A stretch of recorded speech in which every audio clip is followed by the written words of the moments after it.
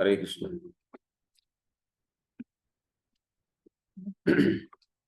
तो अधिक धन कमाने के लिए बहुत सारी एनर्जी लगानी पड़ती है, बहुत कुछ करना पड़ता है, बुद्धि लगाना पड़ता है, मन को पूरा उसमें इन्वॉल्व करना पड़ता है।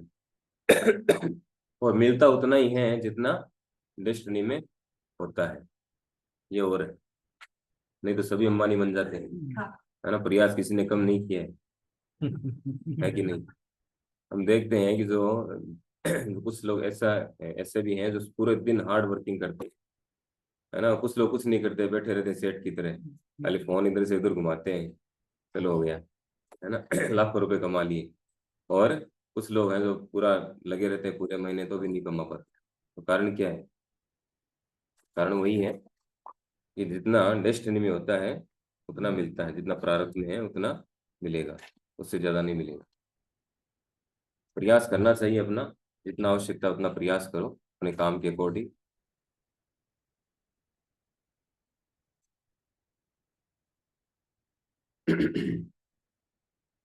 तो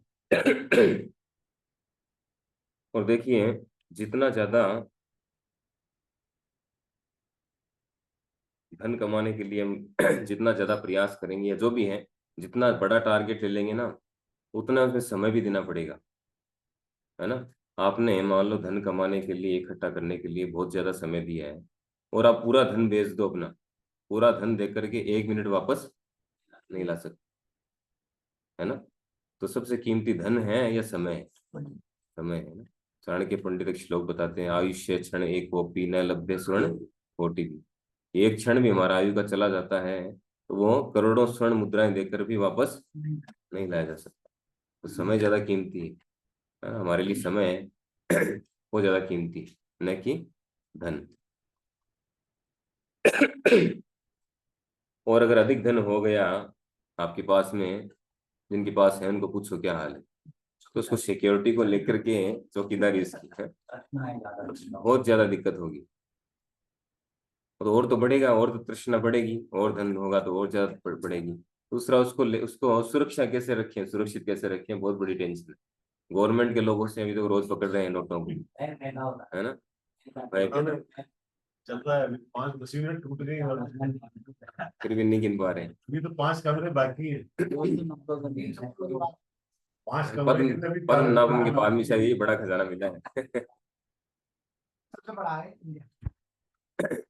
तो ऐसे बड़े बड़े पड़े तो इतना धन क्या फायदा, क्या हुआ? उसको हमेशा टेंशन रहती है कि इसको कैसे सुरक्षित रखें, गवर्नमेंट से कैसे बचा के रखें। और अगर गवर्नमेंट से बचा लिया तो चोर चक्कों से कैसे, हमेशा तलवार लटकी रहेगी। किसी को पता चल गया तो वैसे मरेंगे, वैसे मारेंगे, या किसी को अपने को मिलने रिश्तेदार को उठा लेंगे, किडनैप कर लेंगे, ऐसे करके बहुत तरह की टेंशन शुरू हो जाएगी। हमेशा भयभीत रहेंगे, हमेशा चिंता में रहेंगे, हमेशा हमेशा भयग्रस्त रहेंगे। तो कोई फायदा नहीं है। आप अंबानी की लाइफ देखो, या जो भी बड़े बड़े जो पैसे वाले हैं ना, वो जैसे हम लोग स्वतंत्र रूप से घूमते हैं ना, माला लेके कहीं भी निकल गए, है ना, जब कर रहे हैं, कभी 200 फीट पे चले गए, कभी उधर चले गए, कभी उधर, अपनी मर्जी से जी रहे हैं। उनको इतनी टेंशन है, और जहाँ भी जाएंगे ना 10-20 आगे पीछे रहेंगे, 2-4 गाड़ियाँ, सिक्योरिटी गार्ड, कहीं जा ही नहीं सकते, कुछ कर ही नहीं सकते। जो बैठे हैं बिना टेंशन तो फिर क्या फायदा इसी लाइफ का, है कि नहीं। और फिर कभी भी हमारा शरीर छूट सकता है, कभी हमें शरीर छोड़ना पड़ सकता है। और जिस समय शरीर छूटेगा, उस समय हमारे पास चाहे 1 लाख हो, चाहे 1 अरब हो, क्या फर्क पड़ेगा उससे? वो बचाएगा हमें? कुछ नहीं बचा सकता, वो सब तिजोरी में रह जाएगा, कोई बचा नहीं पाएगा। तो फायदा क्या है? और जो हम हमारे जीवन के उद्देश्य को पूरी तरह से भूल जाएंगे, उसमें लग गए तो जीवन उद्देश्य को भूल जाएंगे। आपने रेशम का कीड़ा देखा होगा। रेशम का कीड़ा क्या करता है? वो अपने थूक से धागा बनाता है, और अपने चारों तरफ बनाता जाता है, बनाता जाता है, बनाता जाता है, लास्ट में उसी के अंदर फंस करके दम तोड़ देता है। उसी तरह से जो ज्यादा धनी व्यक्ति होते हैं ना, वो जीवन भर धन कमाते हैं। गीता में 16 अध्याय में आता है, एक श्लोक है, 11 श्लोक से लेके 16 श्लोक को पढ़ो आप, बहुत जबरदस्त बताया है भगवान। एकदम अध्याय, क्या श्लोक है वो? गीता गीता लाइन है उसको मेरे से है क्या आपके पास? चाबी नहीं मेरे पास। अच्छा। और रस्सी की गुरु की। तो श्लोक में बताया गया है, ये पढ़ के सुनाएंगे आपको, बहुत जबरदस्त श्लोक है। कौन सा 11वां? 16 अध्याय का 11 से 16 श्लोक, बहुत महत्वपूर्ण। 11 16 अध्याय का। 16।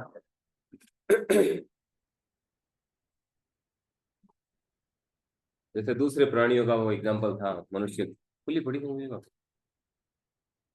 कोई बात नहीं।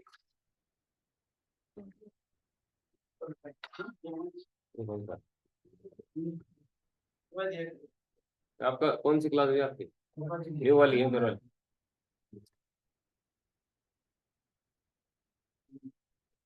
हाँ,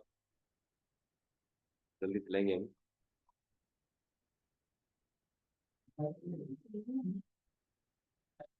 16 अध्याय का 11वां श्लोक। ये पूरा श्लोक जो है ना, ये पूरा 16वां अध्याय है, ये आसुरी व्यक्तियों के लिए बताया गया है।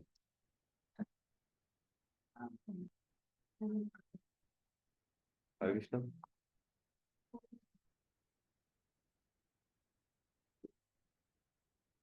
ठीक है, वो तुमको बताओ। तो इसमें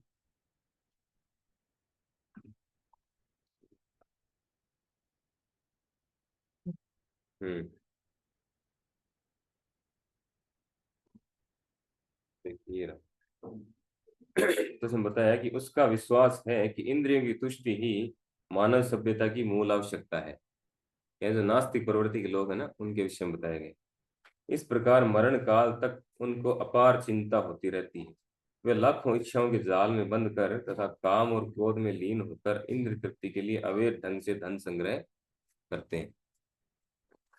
मरते दम तक करते रहते हैं, फिर भी समझ नहीं पाते, और मृत्यु आगे मर भी जाते हैं, और उनके जो साथ में जो होते हैं ना, और उनके जोड़ीदार जो लगे रहते हैं, वो भी वैसे लगे रहते हैं बाद में, वो भी नहीं समझते परिणाम देख के भी। तो आसुरी व्यक्ति सोचता है कि आज मेरे पास इतना धन है और अपनी योजनाओं से मैं और अधिक धन कमाऊंगा। इस समय मेरे पास इतना है, किंतु भविष्य में बढ़कर और अधिक हो जाएगा।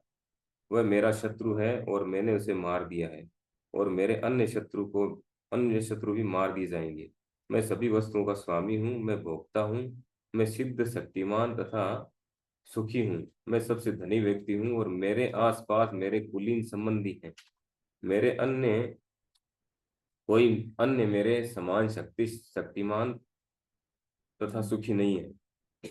मैं यज्ञ करूंगा, दान दूंगा और इस तरह आनंद मनाऊंगा। इस प्रकार ऐसे व्यक्ति अज्ञानवश मोहग्रस्त होते रहते हैं। इस प्रकार अनेक चिंताओं से उद्विग्न होकर हम मोह जाल में बंद कर वे इंद्रिय भोग में अत्यधिक आसक्त हो जाते हैं और नरक में गिरते हैं। तो ये स्थिति होती है ऐसे लोगों की। 16 अध्याय में बताया गया। तो हमने जो एक एग्जाम्पल पढ़ा था, प्रभुपाद जी ने दिया कि मनुष्य के अतिरिक्त जो दूसरे प्राणी हैं, चिड़िया है या जो भी है ना, एक बोरे वाला एग्जाम्पल पढ़ा था। तो अगर रोड पे एक बोरा ला के रख दो आप, तो चिड़िया आएगी या कोई पशु आएगा, वो अपने हिसाब से खाएगा, वापस चला जाएगा, उतना ही लेगा जितना उसको आवश्यकता है, अगले दिन फिर वो दोबारा। लेकिन मनुष्य आएगा, वो क्या करेगा, पूरा बोरा उठा करके लेके जाएगा, स्टोर कर लेगा। देखते हैं कई बार जब वो पेट्रोल का टैंकर कहीं गिर जाता है ना, तो सब आ जाते हैं बड़े बड़े ले लेके भरने के लिए, लूट मच जाती है वहां पर। तो इस तरह की जो है भावना मनुष्य की होती है। दूसरे का नुकसान हो रहा है, दूसरे मर रहा है, उसकी चिंता नहीं है, खुद को और धन और धन और धन इसमें लगा रहता है। तो कुछ पॉइंट्स मैंने लिखे थे इसमें, और इसके कारण देखिए अभी जो प्रेजेंट जो स्थिति है ना समाज की, वो क्या है। अभी लोगों का एक ही कॉन्सेप्ट है सभी का, अत्याहार, यानी अधिक धन संग्रह। ज्यादातर देखेंगे ना जनरली लोगों का यही कॉन्सेप्ट, और धन या दूसरे की देखा देखी करके और आगे कैसे बढ़े, कंपटीशन का भाव, उसके पास बड़ी गाड़ी मेरे पास भी हो। इस तरह का भाव जो है ये बढ़ता जा रहा है, लोगों में बढ़ता जा रहा है, भौतिकता बढ़ती जा रही है इस कारण। और इस कारण जो है, इसी कारण क्या हो रहा है, क्राइम बढ़ रहा है समाज में। चोरी डकैती रेप जितना बढ़ रहा है, इसके पीछे कारण ये अत्याचार ही है, ये सोच है। अगर ये सोच नहीं हो तो ये सब चीजें कंट्रोल हो जाएगी। इसका कारण यही है। बता रहे हैं कि यानी ये तो हो गई भौतिक भोग की बात, मटेरियल चीजों के पीछे उसका अत्याहार। दूसरा है मुक्ति कामी, जो मुक्ति चाहते हैं ना वो भी अत्याहार की कैटेगरी में आते हैं। मुक्ति यानी ब्रह्म में लीन होना चाहते हैं, उससे आत्मा का कोई कल्याण होने वाला नहीं है, और उसके लिए बहुत ज्यादा अथक प्रयास करना पड़ता है। फिर भी सफलता मिलेगी कि नहीं मिलेगी कोई गारंटी नहीं होती। फिर भी जो है ऐसे लोग उसमें लगे रहते हैं, वो भी अत्याहार की कैटेगरी में।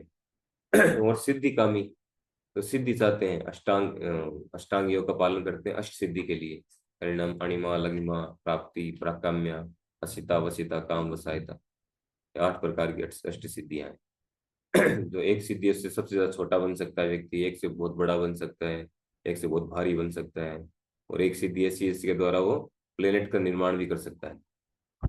इस तरह से अष्ट सिद्धियां हैं। अब किसी को अष्ट सिद्धियां अगर चाहिए तो उसको अष्टांग योग का पालन करना पड़ता है, जो बहुत कठिन विधि है। दूसरा, अगर प्राप्त हो भी गई तो फायदा क्या है, उससे आत्मा का कोई कल्याण होने वाला नहीं है।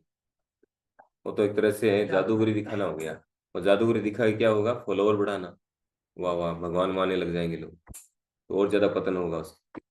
तो ये सब चीजें हैं किसी काम की नहीं, ये सब हमें पतन की ओर ले जाने वाली, भक्ति से दूर ले जाने वाली।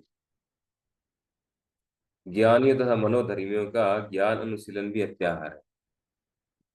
जो ज्ञानी लोग हैं, जो वैदिक शास्त्रों का अनुशीलन करते हैं लेकिन भक्ति नहीं करते, भगवान को नहीं समझते, और अपने मन के अनुसार भगवान की धारणाएं बनाते हैं अलग अलग, निराकार या ये वो जो भी। तो ऐसे लोग भी क्या है, वो भी अत्याहारी माने जाते हैं, क्योंकि आत्मा के कल्याण के विषय में उनको कोई नॉलेज नहीं होती।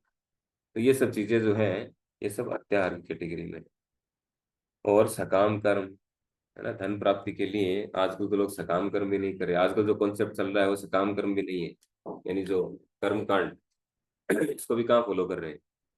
वो तो दूसरे तरीकों से, गलत अवैध तरीकों से धन कमाने का प्रयत्न करते हैं, जबकि शास्त्रों में वैध तरीकों से भी धन प्राप्त करने का तरीका बताया गया है ना, हवन वगैरह यज्ञ करो, देवताओं को प्रसन्न करना करके वो प्राप्त करना, वो सब सिस्टम बताया गया है। तो उसको भी फॉलो नहीं करते, पालन नहीं करते। तो वो पालन करना जो है कर्म कांड, वो भी क्या है, वो भी अत्याहार की कैटेगरी में है ना। तो संस्कृत में आती है बात, अति सर्वत्र वर्जित। अति जो है वो हर चीज की बुरी है, गड़बड़ है। और तो आपकी तो वो क्लास है ना उधर वाली। मैंने तो इधर ही चल रही है। हरे कृष्णा सर।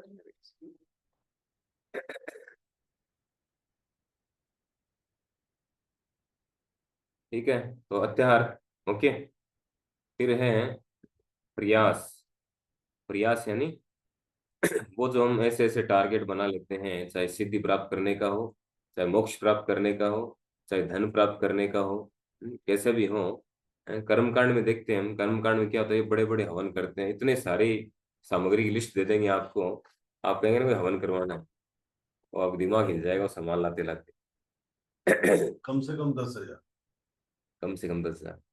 अभी तो जैसे ये जो कर्मकांड होते हैं, नागपुर को जाते हैं तो उस समय भी हम कर्मकांड करते हैं, तो हमें उस समय क्या करना चाहिए, चीजों को हमें फॉलो करनी पड़ती है, कुछ चीजें जो करते हैं, लास्ट में चली करते आ हैं। रही लास्ट में करते हैं डिस्कस। तो कहने का अर्थ, जैसे अभी हमने तो नींव का मुहूर्त किया था ना, मैंने करवाया दोनों भाइयों ने, तो हमने वो हवन करवाया था। तो मेरा वो आइडिया नहीं था, रसिक ने कहा वृंदावन से इनको बुलाते हैं पुजारी जी को, अपने इस्कॉन के हैं वो, इस्कॉन के हैं वो। वो आए भी हो। तो जैसे दूसरे मैंने श्यामनाथ सिंह गुरु जी करवाते हैं ना, श्यामनाथ सिंह गुरु जी प्योर वैष्णव विधि से करवाते हैं, लेकिन वो थोड़ा थोड़ा बाद में मेरे समझ में आ गई सारी कहानी।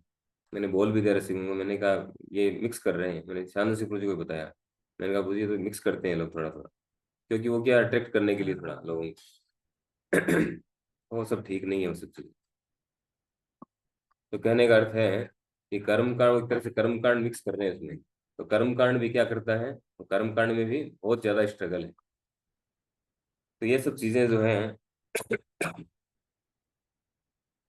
ये सब चीजें क्या है, इसके लिए अत्यधिक प्रयास करना पड़ता है, बहुत ज्यादा प्रयास करना पड़ता है। तो अधिक धन हो चाहे अधिक भोजन हो, इन सब के लिए अधिक प्रयास करना पड़ेगा, अधिक नए नए तरीके लाने पड़ेंगे, और धन कमाने के लिए नए नए उद्यम क्रिएट करने पड़ेंगे। आज देखिए क्या हो रहा है कि कितनी तरह के नए नए धंधे आ गए हैं, काम धंधे। खाने के अंदर नए नई चीजें लाने के लिए कितनी तरह की फैक्ट्रियां हैं, कितने तरह के हैं, नए नए चीजें आ रही हैं। क्या आवश्यकता है इतनी? पहले के लोग मर थोड़ी गए, तो इतनी वैरायटी नहीं थी, तो बताइए। तो सिंपल जीरे थे, बढ़िया बाजरे की रोटी खाते थे, मोटा धान, मोटा हो, मोटा पेन, और ज्यादा और ज्यादा हेल्दी थे, स्वस्थ रहते थे। यूट्यूब पे देखे भी तो वो कमा ही रहे हैं। पहले सबूत सबूत थे नहीं, तेल कोई चीज नहीं था। हाँ, ऐसे 40 साल पहले तो थे नहीं। सिंपल घानी का तेल लगाते थे, 40 साल में बाल रहते थे काले। अब देखिए क्या है, अब कितनी तरह के तो हेयर ऑयल, कितनी तरह के साबुन, कितनी तरह का शैम्पू, इनकी कोई आवश्यकता नहीं है सब। ये सब क्या है, ये अत्याहार का चक्कर है सारा का सारा। पहले मुल्तानी मिट्टी काम। मुल्तानी सुमातो धोले कांगसिया लकड़ा को है। और शुरू में प्रभु ये 70 के दशक में सनलाइट साबुन आती थी, उसी से कपड़े धो लो, उसी से नहा लो, और वो भी मिल जाए जिस दिन, ये मान के चलो कि आज तो ये आनंद आ तो गया। लोग सुखी थे वो, है ना, इतनी वैरायटी नहीं थी फिर भी सुखी थे। अब इतनी वैरायटी है। अब कोई व्यक्ति अगर वो खरीदने जाएगा ना सामान, बड़े मॉल में जाएगा, बड़ी दुकान में, क्वालिटी किंग, फिर ट्रॉली लेगा और चारों तरफ देखेगा इतनी वैरायटी, तो मन चलेगा उसका, ये भी ले लूं, ये भी, अरे नया क्या है, इसको ट्राई करूं। तो नए के चक्कर में वो, तो उसके लिए उसको और पैसा कमाना पड़ेगा। तो हर व्यक्ति को उस प्रयास में शामिल होना पड़ रहा है ना। इतना एडवर्टीजमेंट हो रहा है, इतना विज्ञापन हो रहा है हर चीज। कहते हैं कि आदमी अट्रैक्ट, तो इनकी आवश्यकता नहीं है, सब अनावश्यक है, ये इच्छाओं को बढ़ा रहा है। तो ये सब चीजें हैं। इसके लिए क्या करता है व्यक्ति को, फिर और कमाना पड़ता है, लोन लेना पड़ता है। अब अभी भारत में तो फिर भी कुछ ठीक है, हालांकि अभी बिगड़ गई स्थिति। विदेशी लोग अमेरिका में 100% ही मानो आप, 100% लोग कर्जदार हैं, 100%। वो सब क्या करते हैं, credit card, debit card, debit नहीं क्रेडिट कार्ड, डेबिट तो है ही कहाँ है। तो डेबिट कार्ड यूज ले लेके, क्रेडिट कार्ड यूज ले लेके और खर्च करते हैं, फिर इसको चुकाते हैं, फिर खर्च करते हैं।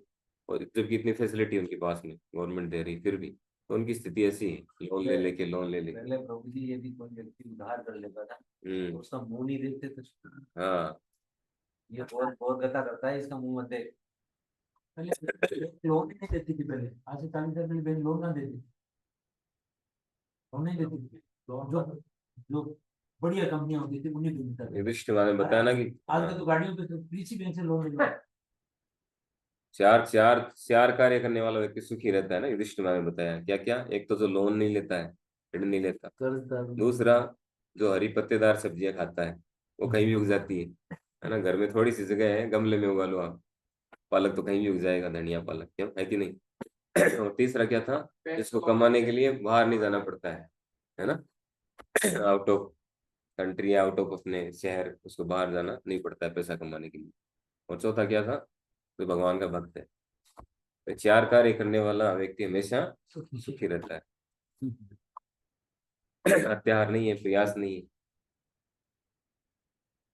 तो इस तरह से ये सब करने के कारण क्या है, हम अपने जीवन लक्ष्य को भूल जाते हैं और केवल होड़ में लगे रहते हैं। तो प्रतिस्पर्धा जो है, प्रतिस्पर्धा के कारण व्यक्ति को ज्यादा प्रयास करना पड़ता है, ज्यादा कमाना पड़ता है, देखा देखी करना, प्रतिस्पर्धा करना, इसके लिए ज्यादा। देखिए हर व्यक्ति के पास में धन जो है ना, उसके प्रारब्ध के अनुसार होता है। हर दो व्यक्ति एक ही समय पैदा होते हैं, दोनों का भाग्य, फिर भी दोनों का भाग्य भी एक जैसा नहीं होता है, अलग अलग प्रारब्ध के अनुसार होता है। तो हम उसको फिर बराबरी कैसे कर सकते हैं किसी से? तो किसी से बराबरी करने का प्रयास नहीं करना चाहिए, अपनी स्थिति में संतुष्ट रहना चाहिए, उसी में फायदा है। और हम कितना ही धन हो हमारे पास, धन से सुख नहीं मिलता है। धन से सुविधा मिल सकती है, सुख मिलेगा इसकी कोई गारंटी नहीं है।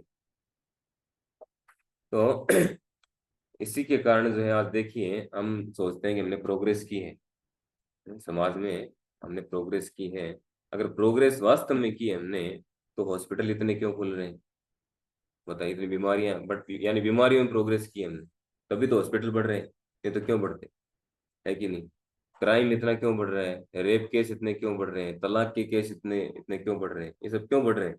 अगर वास्तव में हमने प्रोग्रेस की है सही सही वे में, यानी इसका अर्थ है कि हम सही वे में नहीं जा रहे, हमारा समाज जो है सही रास्ते में नहीं जा रहा। इसी कारण जो है ये सब डिग्रेडेड होता जा रहा है, सब कुछ गिरता, स्तर गिरता जा रहा है, शरीर बीमार होती, शरीर कमजोर होते जा रहे मटेरियल वर्ल्ड को प्रोग्रेस बताओ, रोड बन रहे, बिल्डिंगें बन हैं। ये रही कैंसर की तरह है, ये जो भौतिक प्रोग्रेस है ना, ये कैंसर की तरह है। रूपा जी ने एग्जाम्पल दिया है इसमें, उपदेशामृत में, एक गाय हो जमीन वाला, है ना, किसी के पास अगर एक गाय हो और थोड़ी सी जमीन हो तो उसके लिए इनफ, उसको कुछ करने की जरूरत नहीं है, दूध देने वाली एक गाय हो और जमीन हो, बस भक्ति करो, बढ़िया आराम से रहो। केरला में उसके पास थोड़ी जमीन है, एक नारियल का पेड़ है, तो भूखे नहीं मरेगा। वो मछली पालता है, ऊपर से नारियल तोड़ता है, चटनी बनाता है, उसके साथ खा लेता है, चावल। बंगाल में यही है, बंगाल में जाएंगे ना आप, हर घर में एक छोटा सा तालाब मिलेगा। मछलियाँ वाली।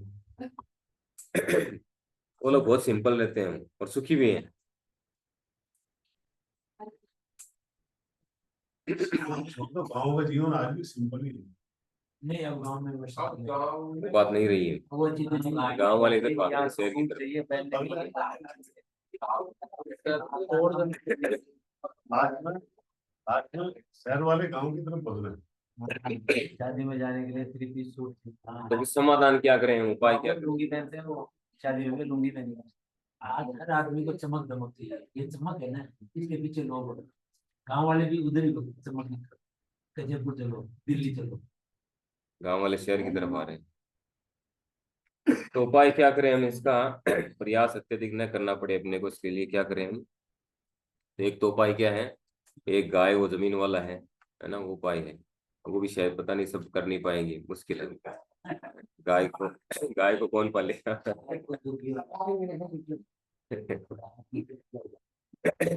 तो हमें क्या करना है, हमें हमारी बुद्धि का प्रयोग करना है।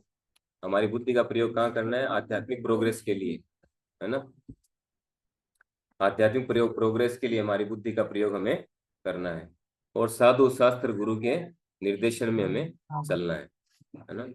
हमारे पास सबसे बड़ा हथियार क्या है? साधु शास्त्र गुरु।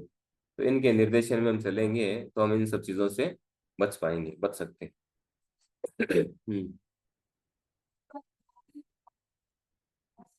अष्ट योगी नहीं, मुक्ति के कामी और मुक्ति मुक्ति सिद्धि कामी। कैसे नहीं आता है? मुक्ति के कामी, मुक्ति है जो निराकार ब्रह्म में लीन होना चाहता है। तो वो चाहते हैं कि हम निराकार ब्रह्म से एक हो जाएं, मैं भी निराकार और भगवान भी निराकार, और दोनों मिलके वो सोचते हैं एक हो जाते हैं। ऐसा कभी होता नहीं है, एक कभी हो नहीं सकते। आत्मा आत्मा भी निराकार नहीं है, उसका भी एक आकार है, और भगवान का भी आकार है, वो भी एक व्यक्ति है, दोनों व्यक्ति हैं, तो दोनों कभी मर्ज नहीं होते, तो गलत वे में जा रहे हैं। वो जाते हैं कहाँ पर जाते हैं? वो जहाँ ब्रह्म ज्योति है, ब्रह्मांड से बाहर, वहां जाते हैं, लेकिन वहां भी वो विलीन नहीं होते हो, तो कुछ समय तक रहते हैं वहां पर, फिर वापस यहाँ आना पड़ता है, ऐसा है। तो विलीन कभी नहीं हो सकते, तो ऐसा प्रयास करें जो कभी हो नहीं सकता है, यानी ऐसे ऐसे लक्ष्य बनाना जो कभी पूरे होने वाले नहीं है। ऐसा टारगेट बना लिया कि इतना धन होना चाहिए, तो कोई पूरा होने वाला है नहीं, वैसा लक्ष्य बना लिया। अष्ट योगी भी यही करता है। तो अष्टांग अष्ट सिद्धियां हैं, तो भी आज के युग में कहाँ अष्ट सिद्धियां मिलेंगी, उस जगह पहुंच ही नहीं सकते। तो ये सब जो है इम्पॉसिबल है, ये सब चीजें के पीछे भागना बेकार है। तो फिर है, तो हमें क्या करना है? एक श्लोक आता है, नारद मुनि बताते हैं, तस्यैव हेतु प्रियते तको विदो न लभ्यते यत् भ्रमताम उप्रियते। उसमें बताया है कि व्यक्ति को इस पूरे ब्रह्मांड में भ्रमण करते करते, हम पूरे ब्रह्मांड में भ्रमण कर रहे हैं, है ना, जन्मों जन्मों से, तो भ्रमण भ्रमण करते करते जो वस्तु नहीं मिली है उसके लिए प्रयास करना चाहिए। वो क्या नहीं मिली हमें? तो भक्ति नहीं मिली, कृष्ण प्रेम नहीं मिला, तो इसके लिए हमें प्रयास करना चाहिए। बाकी चीजें जो है ना, वो जैसे दुख आता है ना अपने आप जीवन में, वैसे ही सुख अपने आप आएगा। दुख के लिए हम प्रयास नहीं करते हैं, कोई चाहते नहीं हम दुख को, उसके लिए बिल्कुल भी सोचते नहीं है ना, बिल्कुल प्रयास नहीं करते, फिर भी आता है कि नहीं आता? आता है ना।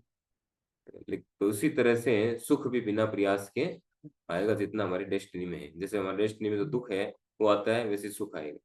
तो प्रयास जो है ना हमारा, वो पूरा होना चाहिए, किसके लिए? भक्ति के लिए। ये ध्यान रखना जरूरी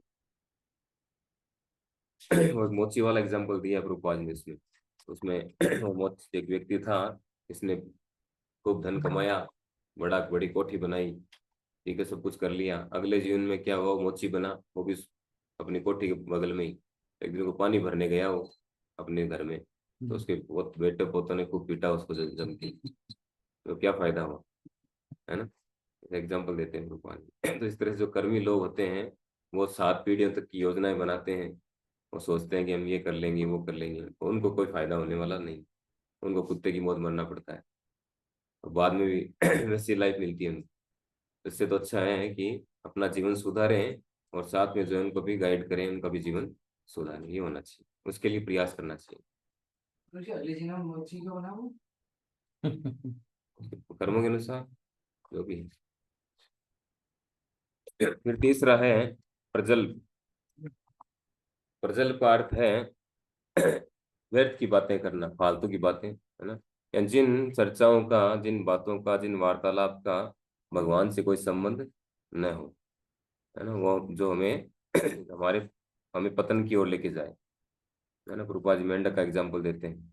मेंढक ट्रैक्टर करता है और वो सांप को आमंत्रित करता है, ऐसे में मृत्यु को आमंत्रित करता है। तो इसमें कई चीजें आती हैं, जैसे इसमें प्रजल्प के अंतर्गत भौतिक विषयों पर चर्चा, है ना, राजनीति पर चर्चा, क्रिकेट, फिल्म जगत, इस तरह की जो ये कहानियां, किस्से कहानियां, इधर उधर की चुटकुले, टीवी सीरियल हैं, है ना, ये सब चीजें जो है इसी कैटेगरी में आती है। सिनेमा जो पिक्चर्स हैं बनती है, सिनेमा है, गेम्स हैं, स्पोर्ट्स गेम्स, ये सब जो है इसी इसी कैटेगरी में आते हैं। और सामाजिक और राजनीतिक जो है तर्क वितर्क बहुत चलता है, कई लोगों को बहुत इसका इंटरेस्ट चस्का होता है। जैसे चुनाव का माहौल आ गया तो उनको तो लॉटरी लग गई उनकी, तो उसी में लग जाते हैं पूरी तरह से, फुल टाइम। ग्रुप आज एग्जाम्पल देते हैं कि विदेशों के है एग्जाम्पल वो, कि अभी प्रेजेंट में तो यहाँ फुल चल रहा है वो। यानी देखेंगे कहीं गली में जा करके, तो जो रिटायर हो गए ना जो लोग 55-60 साल के, वो ताश खेलते रहते हैं, बड़े बड़े कहीं भी बैठ जाएंगे 4-5 लोग और ताश खेलते रहेंगे, तो वो समय की बर्बादी कर रहे हैं, प्रजल्प कर रहे हैं। तो ये सब चीजें जो है, और आधुनिक शिक्षा व्यवस्था, अभी जो आधुनिक शिक्षा व्यवस्था है वो क्या है, क्या क्या पढ़ा रहे हैं बच्चों को, हम समझ रहे हैं, किसी काम की चीज नहीं है।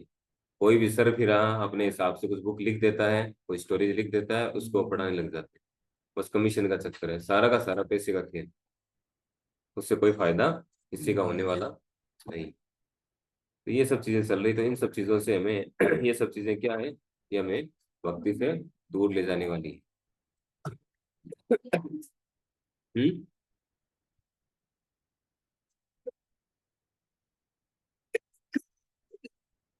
तो हमें क्या करना है, इन सब चीजों से बचना है। बचना कैसे है, कि हमें विचार करके बोलना है ना। विचार विमर्श करके कोई भी कार्य बोलने से, कुछ भी बोलने से पहले हमें क्या करना है, उस पर विचार करना है कि हम जो बोलने जा रहे हैं उससे सामने वाले का वास्तव में कल्याण होगा कि नहीं होगा, उसको फायदा होगा या नहीं, हमारा भी इसमें कल्याण है कि नहीं है ना। ये विचार करके हमें बातचीत करना चाहिए। इधर उधर की फालतू की बातें करने में कोई मतलब नहीं है ना। इससे हम हमारा भी लॉस कर रहे हैं और सामने वाले का भी लॉस कर रहे हैं, कि हर चीज में समय जा रहा है हमारा, और समय सबसे अधिक कीमती है। तो ये हमेशा ध्यान रखने की बात है।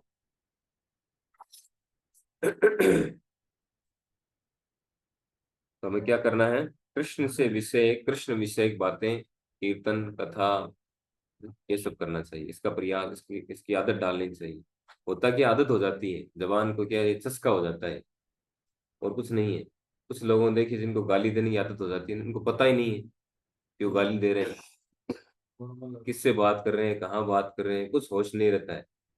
और वो गालियां से चलती से फूल चढ़ रहे हैं जैसे, हैं? ऐसे आशीर्वाद दे रहा है वो, है ना, ऐसे गालियां निकलती खटाखट खटाखट। ज्ञान ही नहीं रहता कि मैं कहाँ बोल रहा हूँ, क्या बोल रहा हूँ, किसके सामने बोल रहा हूँ, सामने कौन है, कुछ ज्ञान नहीं रहता। वो एकदम गोलियां चलती है, उसे गालियां चलती है।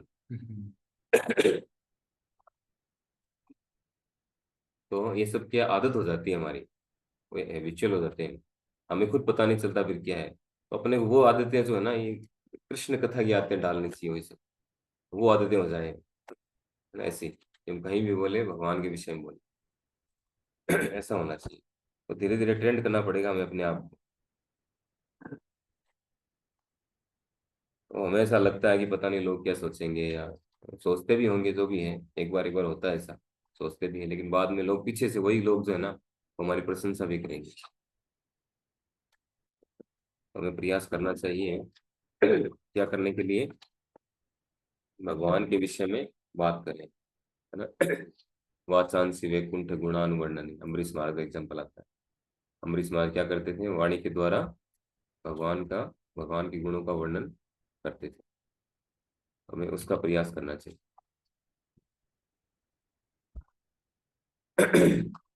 सत्य वही है ना, राम नाम सत्य है कि नहीं, सत्य वही है। भगवान के विषय में भगवान का नाम वो सब सत्य है, बाकी जितनी भी चीजें हैं, बातें हैं, सब व्यर्थ की बातें हैं, असत्य है। तो असत्य बोलने से नुकसान ही होना है। फिर है नियमाग्रह। नियमाग्रह, तो नियमाग्रह को दो कैटेगरी में डिवाइड किया गया है, नियम प्लस आग्रह और नियम प्लस अग्रह। तो आग्रह यानी स्वीकारने के प्रति उत्सुकता, नियमों को स्वीकारने के लिए उत्सुक रहना।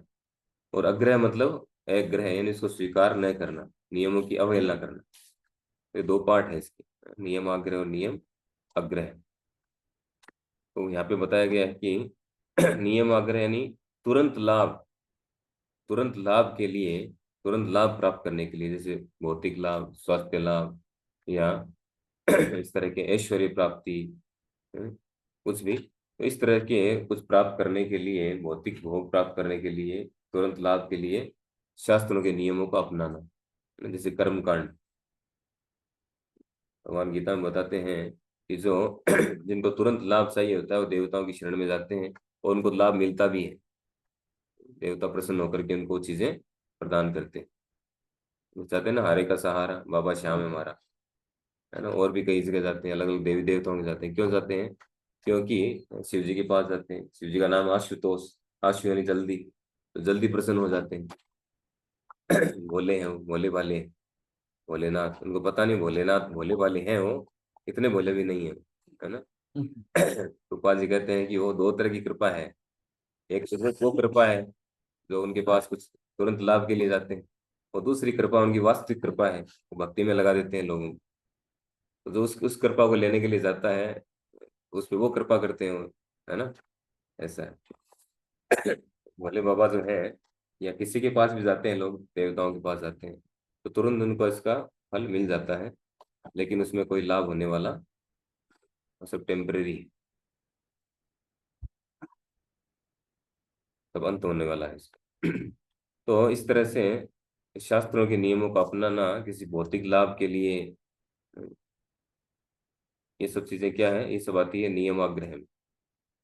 जबकि जो शास्त्रों के नियम हैं वो किस लिए हैं, वो आध्यात्मिक प्रोग्रेस के लिए है। इस भौतिक जगत को डिजाइन किया है भगवान ने, कैसा डिजाइन किया है, इसमें हम जीवों को डाला गया है, और हम जीवों को इससे वापस कैसे निकालें, ये प्रोसेस दिया गया है पूरा, कैसे निकले हम, पूरा का पूरा प्रोसेस जो है ना, वो इसीलिए है वो। लेकिन हम उस प्रोसेस को तो समझने का प्रयास नहीं करते हैं, और मेटेरियल एंजॉयमेंट है इसको बढ़ाना, या सिद्धियां, या मोक्ष, इन सब चीजों में उलझ करके और पूरी लाइफ में चले जाते हैं। तो मूल जो उद्देश्य है उस पर ध्यान नहीं है, उसके बारे में जानकारी नहीं। तो हमें उसकी जानकारी करके उस पे जो है उन नियमों को अपनाना चाहिए, जिससे हम उसमें अपलिफ्ट हो, उसमें ऊपर उठे आध्यात्मिक जीवन में। तो भक्तों को कर्म कांड में भी भाग नहीं लेना चाहिए, है ना। कर्म कांड वाली प्रक्रिया में जितने भी तरह के कर्म कांड होते हैं उनसे में बचना चाहिए, उसमें भाग नहीं लेना चाहिए। और विशेष रूप से भक्तों को नहीं लेना चाहिए। भगवान ने तो ओपन इसका जो है गीता में पढ़ेंगे तो ओपनली इसका विरोध किया है। या मीमां पुष्पितां वाचम प्रवेदन्ति विपस्सिता, दूसरे अध्याय का श्लोक है, शायद 41-42 का शायद। मुझे ऐसे तो फिर बोलता है तो क्या शनिवार के दिन तेल ही खरीदना चाहिए? जैसे कई लोग बोलते हैं कि शनिवार को तेल मत खरीदो, कर्मकांड है सब। तो उस दिन तेल नहीं खरीदना चाहिए तो या खरीदना चाहिए? ये सही चीजें हैं, हैं? सही वो तो चीजें कर्मकांड की कैटेगरी में है। तो करना चाहिए नहीं करना चाहिए। कर्मकांड नहीं करना चाहिए, हम भक्ति कर रहे हैं, जैसे गुरुवार भक्ति को सबसे नाखून टॉप लेवल पे है। तो काटे हमको कोई फर्क नहीं पड़ेगा। हाँ, कोई दिक्कत नहीं। क्यों काटे हैं? गुरुवार जब काम करो जब काम का डालना ही नहीं जरूरत तो फिर क्या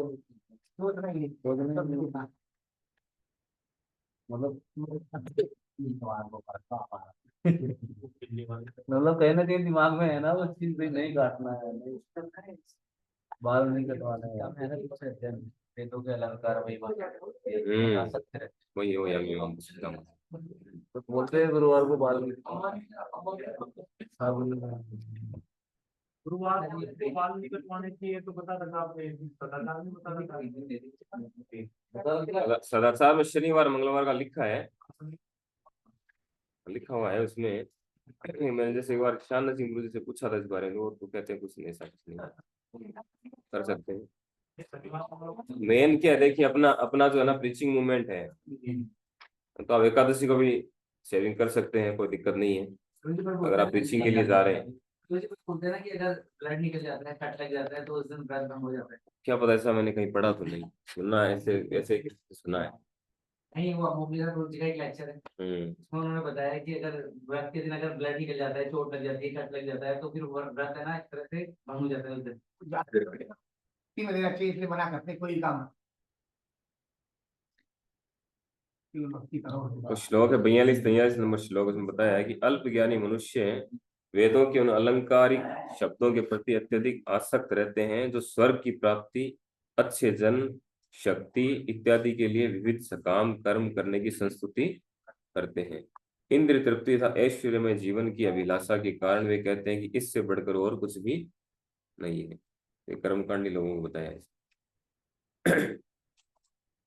दूसरे अध्याय का 42-43 श्लोक। तो हमें क्या करना है, ऐसी चीजों से हमें बच के रहना है, ठीक है।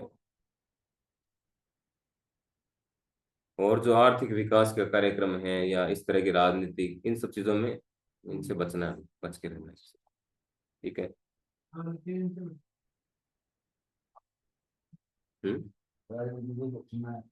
इन सबसे बचना है तभी तो होगा ना। और कृष्ण भावना को श्रद्धा पूर्वक ग्रहण करना, ठीक है। कुछ पॉइंट्स हैं, जैसे एक तो कर्म कांड में भाग नहीं लेना है, ठीक है। दूसरा है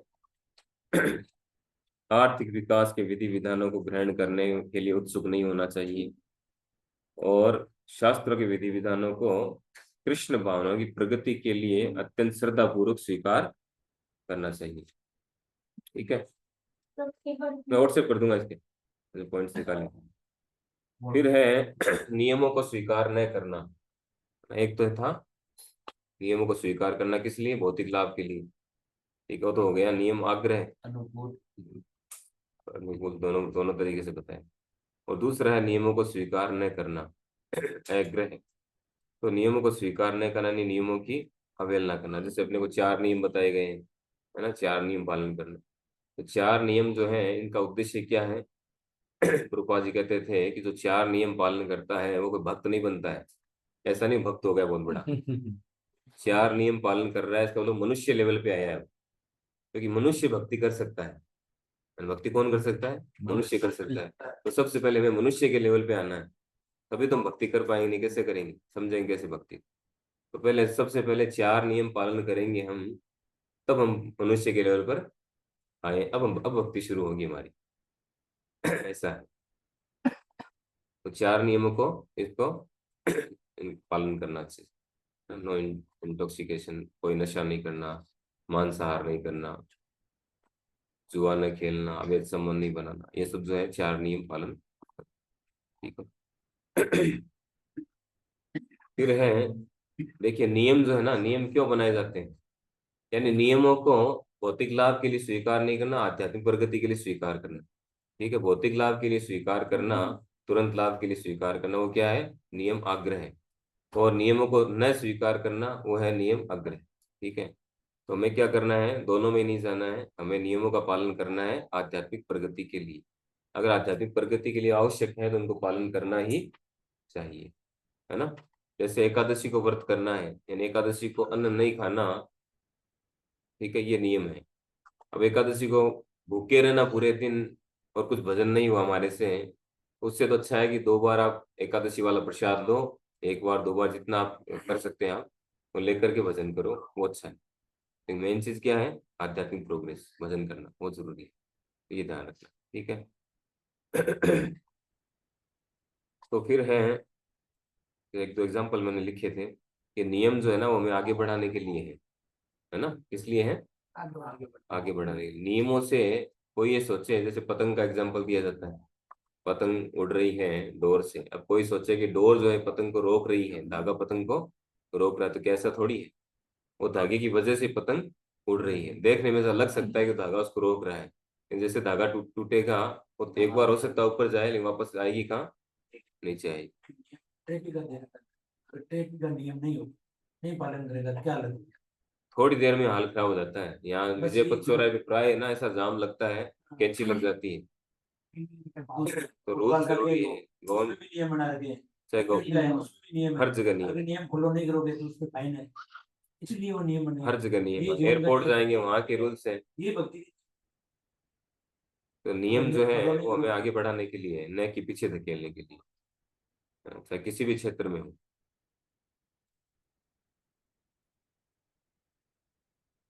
चाहे बच्चों के लिए नियम हो या चाहे हमारे लिए हो, चाहे गवर्नमेंट के रूल्स हो, कुछ भी हो, ये सभी चीजें हमें आगे बढ़ाने के लिए, पीछे धकेलने के लिए नहीं। इसलिए नियम, छोड़ के कितनी देर वो कहाँ तक जाएगा?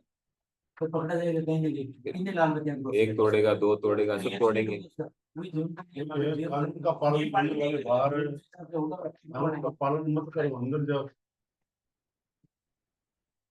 तो इसलिए हमें नियमों का पालन करना चाहिए। ठीक है? फिर है जनसंघ। जनसंघ यानी ऐसे लोगों का संग करना, ऐसे, जन यानी जनता का, लोगों का, और संघ यानी संघ। तो ऐसे लोगों का संग करना जो कृष्ण भावना भावित नहीं है, जो अभक्त है, वो हमारे लिए क्या है? खतरनाक। देखिए, संग करने का अर्थ क्या होता है? संग करने का अर्थ होता है उससे प्रभावित होना। संग करने का अर्थ ये नहीं है कि हम उनसे बात ही नहीं करेंगे, किसी से, किसी को देखेंगे ही नहीं, इसका मतलब ये नहीं है। संग करने का मतलब उसके द्वारा प्रभावित होना। हम जितना प्रभावित हुए उतना हमने संग किया। आप किसी व्यक्ति के पास साथ में 10 घंटे रहे, है ना, ठीक है, और उसके द्वारा अगर हम प्रभावित नहीं हुए बिल्कुल भी, तो हमने संग नहीं किया। और उसके साथ 1 मिनट भी रहे केवल आप, और उससे प्रभावित हो गए, तो आपने उसका संग कर लिया। ये तो संग हमें किन का करना है? भक्तों का संग। साधु संग, साधु संग लव मात्र कहे, सर्व सर्व शास्त्र कहे, लव मात्र साधु संग सर्व सिद्धि है। तो अगर लव मात्र यानी 1 सेकंड का 14वां हिस्सा, उतना भी अगर साधु का संग हो जाता है, तो क्या होता है? सर्व सिद्धि मिल सकती है। इतने कम टाइम के लिए साधु संग हो जाए, तो उतने कम टाइम के लिए सत्संग हो जाए तो भी खतरा है ना। तो डिपेंड करता है कि हम संग कर रहे हैं कि नहीं कर रहे हैं। हमें संग नहीं करना है ना, उसके द्वारा प्रभावित नहीं होना है, उसको प्रभावित करना है। हमने जो सीख रहे हैं उसके द्वारा उसको प्रभावित करना है, ये होना चाहिए, न कि हमें प्रभावित होना है उसके मटेरियल स्टेटस से, है ना, कि वाह क्या गाड़ी है यार, क्या बंगला है, क्या कपड़े पहनता है ना, क्या स्टाइल है, तो उसके द्वारा प्रभावित हमें नहीं होना। तो फिर हम भी वैसे बनने का प्रयास करने लग जाएंगे, वो अत्याहार प्रयास उसमें आ जाएंगे, तो उसके द्वारा प्रभावित नहीं होना, चकाचौंध है सब। और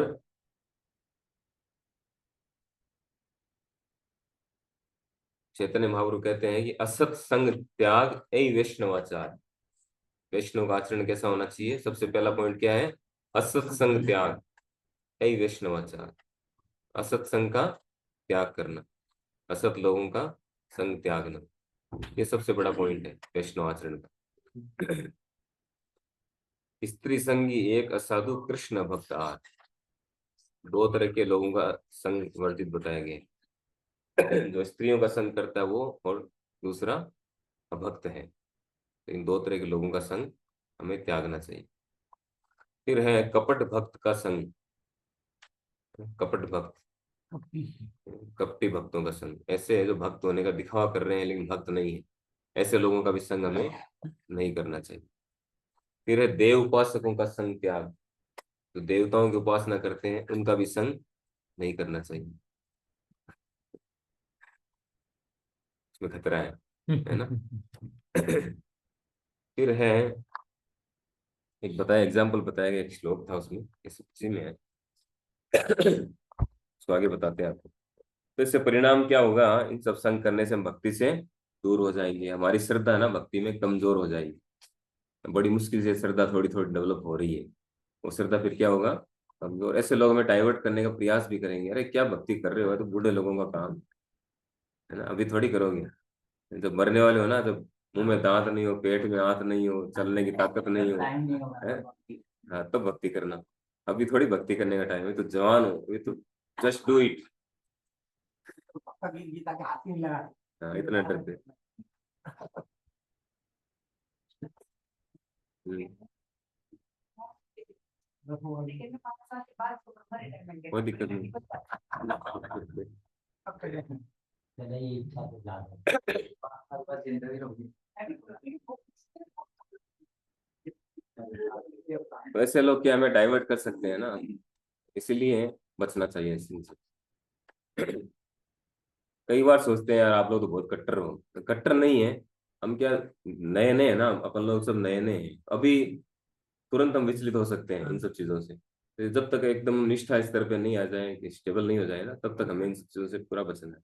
बाद में हम समझ जाएंगे, बाद में आर्ग्यूमेंट आर्ग्यूमेंट करके उसको परास्त कर सकते हैं, हम समझेंगे हर चीज को, तो फिर विचलित नहीं होंगे। शुरुआत में दिक्कतें हैं सारी।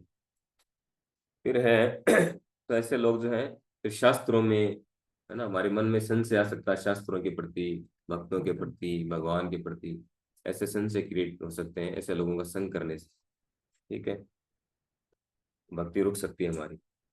और सबसे खतरनाक होता है मायावादी का संग, है ना? चैतन्य महाप्रभु ने कहा है कि मायावादी भाष्य सुने है सर्वनाश। है ना? तो दो तरह के, तो भौतिकवादी लोग, दूसरे मायावादी लोग। एक बहुत सुंदर भजन है, भक्ति विनोद ठाकुर जी का है। भौतिकवादी जो मटेरियल डिजायर्स, इच्छाएं रखता है, वो तो भौतिकवादी हो गया। और मायावादी जो भगवान से मर्ज होना चाहता है, भगवान को निराकार मानता है। इसमें एक भजन है, विषय विमूढ़ार मायावादी जन, भक्ति शून्य दूह प्राण धरे कारण। अर्थ पढ़ देता हूँ 5 मिनट। इंद्रिय तृप्ति में आसक्त और मायावादी इन दोनों का जीवन व्यर्थ है, क्योंकि वे परम भगवान की भक्ति से विहीन है। मैं विनम्रता पूर्वक आपके चरण कमलों में प्रार्थना करता हूं कि मैं इन दो श्रेणियों के व्यक्तियों का संग कदापि न करूं। भक्ति विनोद ठाकुर जी कह रहे हैं, इन दोनों के, दो तरह के लोगों का संग कदापि न करूं। इन दोनों में से भौतिकवादियों का संग कुछ ठीक है, मैं किसी भी परिस्थिति में मायावादियों का संग कभी न करूं। भौतिकवादियों का फिर भी ठीक है, वो कभी न कभी भक्त बन सकते हैं, लेकिन मायावादी तो बहुत डेंजर है। जब भौतिकवादी वादियों को भक्तों का संग, हम सब भौतिकवादी थे पहले, धीरे धीरे भक्त बने कि नहीं बने, है कि नहीं? जब भौतिकवादियों को भक्तों का संग करने का अवसर प्राप्त होता है, तब वे भक्तों की अनुकंपावश सरलता से भक्ति में संलग्न हो जाते हैं। भौतिकवादी व्यक्ति हैं, वह भक्तों का संग करके भक्ति में लग जाते हैं, है ना, भक्त बन जाते हैं। जिनका हृदय निर्विशेषवाद की अपवित्रता से कलुषित हो चुका है, उन्हें शुष्क नीरस तर्क वितर्कों में आनंद अनुभव होता है, उनका हृदय वज्र के समान कठोर हो जाता है। जो निर्विशेषवादी निराकारवादी होते हैं, जो भगवान को निराकार समझते हैं, मायावादी, वो लोग, उनका हृदय पत्थर की तरह होता है। तो वो कभी बदलते नहीं है, उनका हृदय परिवर्तित नहीं होता है, तो ये भौतिकवादियों का हृदय परिवर्तित हो जाता है। मायावादी घोषणा करते हैं कि भक्ति के लक्षण आराधना था विषय तथा आराधक सब अस्थायी हैं। वो कहते हैं सर्वम खलविदम ब्रह्म, एक तो ये उनका नारा है। और कुछ मायावादियों का नारा क्या है कि सब कुछ क्या है, माया है, सब कुछ माया है। वो भगवान को माया समझते हैं और भगवान के भक्तों को माया, भक्ति प्रोसेस को माया समझते हैं। ये निराकार मानते हैं। अब हम साकार की पूजा करते हैं भगवान की, तो उनके हिसाब से तो साकार है ही नहीं, तो माया है। या वो समझते हैं कि भगवान का जो स्वरूप है वो हमारे जैसा है, मटेरियल, ये समझते हैं सब नष्ट होने वाला है। तो गीता के 7वें अध्याय के 24वां श्लोक, अव्यक्तिम व्यक्तिम आपन्नम मन्यते माम बुद्धे, भगवान ने बताया कि मायावादी क्या सोचते हैं उनके बारे में। एक मायावादी की कृष्ण के प्रति सेवा था, उसका भगवत श्रवण एवं कीर्तन सब व्यर्थ है। उसकी प्रार्थनाएं मानो कृष्ण के शरीर पर वज्र से प्रहार करने के समान है। जैसे एग्जाम्पल दिया मैंने, है ना, वो क्या समझता है कि मैं कृष्ण बन जाऊंगा, है ना, है? रोज गोविंद जी जा रहा है, रोज प्रार्थना ही कर रहा है, सब कुछ कर रहा है, लेकिन अंदर इंटेंशन वो है उसकी। तो उसकी प्रार्थना किस तरह की है? एक मायावादी की कृष्ण के प्रति सेवा तथा उसका भगवत श्रवण एवं कीर्तन सब व्यर्थ है, वो सब फालतू है उसकी प्रार्थना मानो कृष्ण के शरीर पर वज्र से प्रहार करने के समान है। वो तो भगवान के शरीर पर प्रहार कर रहा है, एक तरह से वो कष्ट दे रहा है।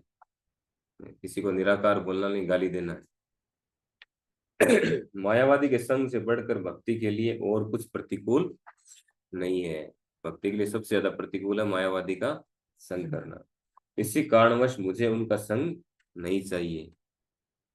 श्री भक्तिविनोद ठाकुर मायावादियों का संग त्यागते हैं तथा वैष्णवों के संग में भगवान के पवित्र नामों का आश्रय ग्रहण करते हैं। बहुत शानदार। तो क्या करना है हमें? मायावादियों का संग कभी नहीं करना है, वेरी डेंजर। हम कोई इतने हाई लेवल पे हों, बहुत ही बड़े भक्त हों, बहुत ही बड़े प्रभुपाद जी के जैसे, तब कर फिर भी प्रभुपाद जी जैसे मायावादियों को उड़ा देते थे, है ना, भक्ति सिद्धांत सरस्वती जी या चैतन्य महापुरुष जी ने जब, कौन से वो थे, क्या नाम हो गया एक और सोच इसमें, जो अपने अर्च विग्रह के जो पास में रहते हैं, हम्म, वो लोग भी अपने आप को ये समझते हैं कि हम भगवान के खास आदमी हैं, चल हट ले आशीर्वाद। ऐसा देखा गया है कई मंदिरों में। इसलिए उनको कनिष्ठ अधिकारी कहते हैं। तीन इस तरह के भक्त जबकि होते वो हैं ना, भगवान के कितने नजदीक हैं। सारे ऐसे नहीं होते हैं। जो क्या होता है, शुरू शुरू में जैसे भक्ति में आए और उनको सीधा वो थोड़े टाइम बाद ही इनको इतना ज्ञान नहीं हुआ, लेकिन वो ब्राह्मण दीक्षा हुई, उनको सेवा में लगा दिया और उसी में लगे हुए हैं, क्लास अटेंड नहीं कर रहे हैं, ज्ञान को आगे बढ़ा नहीं रहे हैं, भक्ति में इतने सीरियस नहीं है, वो सेवा सेवा में लग रहे हैं। वो भी, उनको भी कनिष्ठ नहीं, बात अधिकारी के। अपने इस्कॉन की नहीं है, मैं तो और आउटसाइड इसको की भी बात कई कर बार रहा ऐसा होता है, हूँ। कुछ ऐसे होते हैं इतने एडवांस नहीं कर पाते भक्त लोग, हालांकि सेवा में लग रहे हैं। मतलब वो तो ये समझते हैं कि हम तो बाहर की तो बात करो, चले हैं। बाहर की तो बात करो ही मत, बाहर की तो बात करो ही मत। वो भी मायावादी है एक तरीके से। है तो इसमें क्या है, वो तो ऐसे ड्यूटी कर रहे हैं अपनी। तो मायावादियों का संग हमें नहीं करना है। मायावादियों का कहा जाता है मणिधारी सांप। एक तो था साधारण सांप, साधारण सांप को हम देखते डर के भाग जाएंगे, है ना, सांप है, खतरा है। लेकिन जिसके सिर पे अगर मणि लगी हो और वो चमक रही हो ऐसे शानदार, आकर्षण करेगा। 7 रंग आ रहे हैं, तो हम क्या होगा, हम सोचेंगे यार ये मणि मिले तो हो, है ना, इस सांप को कैसे भी करके मार मूर के और मणि ले लेते हैं, या जैसे भी है, मणि के कारण अट्रैक्टिव लगता है, हम सांप का खतरा भूल जाते हैं और मणि से अट्रैक्ट हो जाते हैं, आगे का है नहीं ना। तो तो देखेगा। वैसे ही जो मायावादी होते हैं ना, वो मणिधारी सांप की तरह है, यानी वो अट्रैक्ट करते हैं अपनी बातों से, अपने ज्ञान से, है ना। जैसे ब्रह्म कुमारी ये मायावाद है, इस तरह के बहुत सारे हैं, तो अट्रैक्ट करते हैं लोगों को बातों से। वो 5-7 साल वहीं रुक गए। लेकिन वो मायावादी है, उनके पास जाएंगे तो डस लेंगे वो, है ना, ऐसा है। तो ऐसे लोगों से हमें हमेशा बचना चाहिए। तो उपाय क्या है? कि जहां तक संभव हमें क्या करना है, मायावादी व भौतिक भोग में लिप्त लोगों का संग नहीं करना है। इनके द्वारा प्रभावित मायावादियों को तो एक तरफ कर दो, पूरा ही हटा ही दो, इनको तो भूल जाओ, उनका तो करना ही नहीं है, है ना। और ज्यादातर आपको मायावादी मिलेंगे।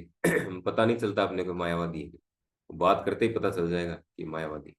वो मूर्ति पुजारी ये सब मानते नहीं भगवान। आर्य समाजी है ना, आर्य समाजी क्या है, पूरा बकवास है पूरा का पूरा। पूरा मायावाद है। फिर है हमें क्या करना है, एक तो संग नहीं करना उनका, दूसरा शास्त्रों का गहराई से अध्ययन करना। हम जो शास्त्र पढ़ रहे हैं, गीता भागवत जो पढ़ते हैं, प्रभुपाद जी के जो तात्पर्य हैं, इनको गहराई से हमें अध्ययन करना चाहिए। प्रभुपाद जी ने हर दूसरे पेज पर मायावाद का खंडन किया, आप पढ़िए। तो इनका ध्यान से हमें अध्ययन करना है। दूसरा है साधना को अच्छे से रखना, अपनी साधना को मेंटेन रखना, जब ध्यान से करना। और एकमात्र कृष्ण भक्ति के द्वारा हमें जीवन लक्ष्य की प्राप्ति होगी, ये हमें दृढ़ निश्चय होना चाहिए, कॉन्सेप्ट हमारा क्लियर होना चाहिए, जिससे हम डाइवर्ट न हो। ठीक है।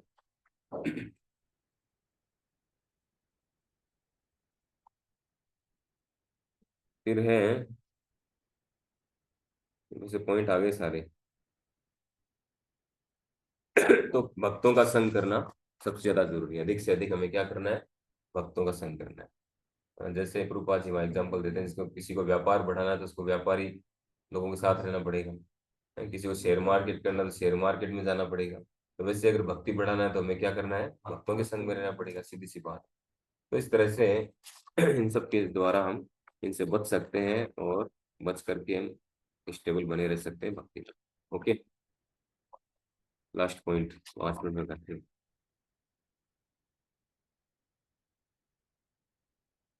क्या करें, क्लास 1.5 घंटे की होनी चाहिए कम से कम। हर बार तालमेल गड़बड़ होता है कभी कुकिंग में। 3 बजे बुलाना। हाँ, रसिक मूल ने अलग कर रखी हो क्लास, अलग डे करते हो। चलो, वो अलग डे से 7 से 9 रात को, शाम को 7 से 9 भी अभी किया था शायद शनिवार को या शनिवार फ्राइडे। शनिवार को सुपर थोड़ा सा टाइम लेट करें। ये तो क्या जैसे है। ऑफिस से कोई शनिवार का वैसे ज्यादातर छुट्टी रहती है, फिर भी लेट आवे, और 7 से 9 शनिवार को। चलो करते हैं, इसको पूरा करते हैं। संडे को 3 बजे के रखना। हाँ उसमें थोड़ा सा टाइम आने वाली संडे को ही रखो प्रभु जी, 3 बजे। संडे को फिर अभी करते हैं, जिनको आरती में जाके आना ना, पहले आरती में जाके आ जाए, है ना। आपके लिए तो संडे को अब ऐसे करेंगे, आरती में जिनको जाके आना है, आरती आरती में जाके आ हो जा रहा जाए। है संडे आपके लिए। तो जाना है क्या, सभी जाना चाहते हैं। आरती तो 6:30 बजे होगी, 7 बजे तक, फिर तो वो 7:30 बजे तक वहीं चल रही है। और जाने के बाद फिर वापस नहीं, 4:30 भी राइट अगर शुरू कर दें ना हम लोग। वो नहीं हो पाता। 4 बजे बुलाएंगे, हर बार ही सोचते हैं तो बार वो तो जब आज 4:30 तो नहीं इसका होता आज राइट क्यों नहीं सोचो, हुआ, क्योंकि आज तो कुकिंग फिर में 3 टाइम बजे लग रहा कैसे है। हो जाएगा? ये हो गया। जब 4:30 ही नहीं शुरू हो पा रही, 3 बजे कैसे शुरू कर दोगे? 3 का रखेंगे तो वो फिर 4 बजे शुरू हो जाएगी। नहीं हम उसके बाद खाते पूरा में क्लास के वहां तो लेट का रख लो तो याद करते करते सोएंगे तो याद भी रहेगा दूसरे दिन। लेट का कब हैं? आरती के बाद 7 से 9। हाँ मतलब जैसे प्रभु जी बता रहे थे अभी अपन लेट आवर्स। एक बात बताओ, शनिवार जैसे को। भाई दर्शन करके आ जाए, समझ, हाँ, और इसके बाद में क्लास 8 बजे तक चल रही, तो शयन आरती का दर्शन करके जाओ ना, फिर आराम से।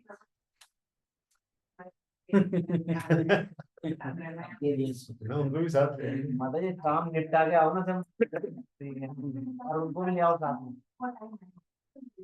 लास्ट पॉइंट रह गया इसका, है ना।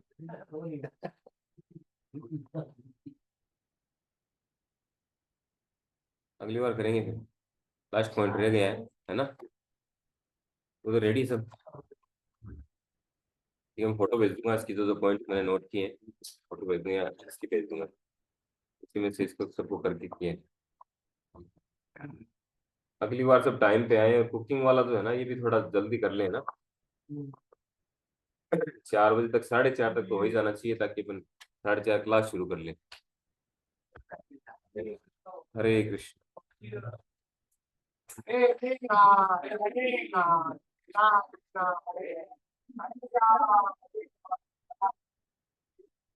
सभी को जो है श्लोक याद करने हैं, 1 से 4, है ना। उपदेशामृत की, हाँ 1 to 4, ठीक है। और उसके अलावा प्रश्न जो है मैं बोल के डाल दूंगा या टाइप करके डाल दूंगा, 2 प्रश्न इसका और पहले वाले का, दोनों का, ठीक है। मुख नहीं